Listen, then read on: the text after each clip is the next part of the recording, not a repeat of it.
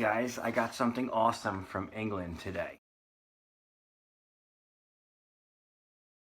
I already know what it is. It's newspapers. Now, you guys all know that I'm really into the history of magic. I'm particularly interested in newspapers. And that all started when I first read Houdini's book, The Unmasking of Robert Houdin, because it was sort of like a history of magic, among other things, but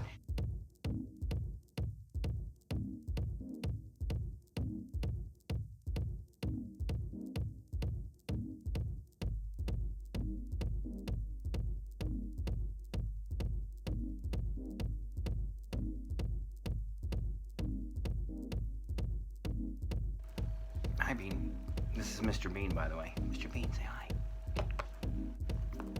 hi. Houdini used to hire people to go to the British Museum and look up old newspaper articles about magicians. And this is one of them that I've always wanted. Now, think about this. Like when I was a kid, reading all these, seeing all these newspaper articles that were over in England, how could I possibly buy one? You couldn't, you know what I mean? I couldn't order it anywhere, find any way to get it, unless I went to England and went to the British Museum and went to all the antique shops. But then eBay happened. So here we go. This is going to be really cool. And I'm going to show you some of my older newspapers with magicians in them. I'm actually working on a lecture on the history of magic in newsprint. All right, here we go. Oof. Freaking awesome. From Sussex. Okay. Now these newspapers, what do you see? The reason that they were up was just because of the date. On this one, it is, be very careful. Now I'm going to be framing these suckers. This one is September 18th, 1776, September 20th, 1776, and January 21st, 1783. This is the old newspaper from back then. And it's amazing the shape that these things are still in because they used good quality paper back then. And the reason I got this, it's right on the front page. In Haymarket, this and tomorrow evening, precisely at 7 o'clock, will be performed by Mr. Breslau, a grand exhibition with new apparatus and experiments on watches never exhibited before in the kingdom. And then it talks about, there's a musician with him, and it says, Breslau will exhibit in a most astonishing manner with cards, swords, buttons, rings, boxes, dice, letters, etc., and particularly with a small mahogany chest which will surprise all spectators. Then it talks about the other the guys playing the symphony.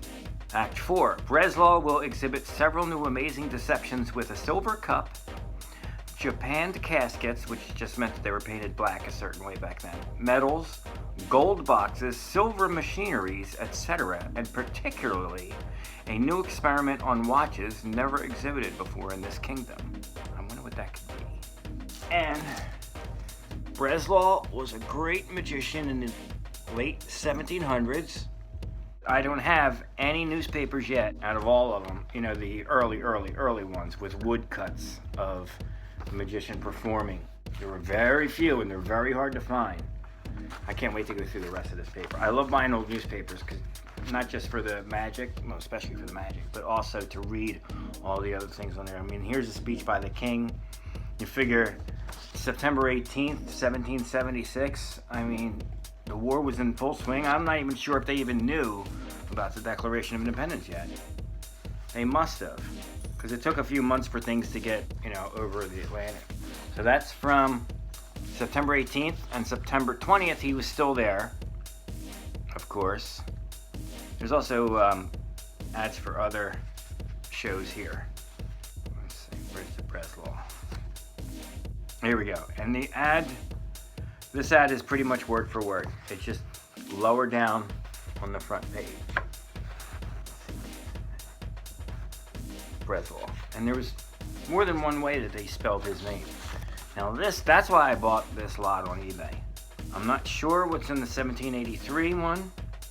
This is the St. James Chronicle or British Evening Post. The other two were the Morning Post and Advertiser. So, and cross them off the list. Sir Henry Clinton's narrative was just published. relatives to his conduct during part of his command of the king's troops in North America, particularly that which reflects the unfortunate something of the campaign issue of the campaign in 1781. Yeah, sorry to my British friends, but we did win. And look what we've done with it. Oh, here's something about Shakespeare. Now I have 2 ads with Breslau, which is just amazing. So I have Fawkes, I have Breslau. I still need a few other guys. I don't have every magician in the 1700s because there was only like 3 or 4 that advertised. If you have any old newspapers from the 1700s, please send them to me. You know, especially if you have magician ads.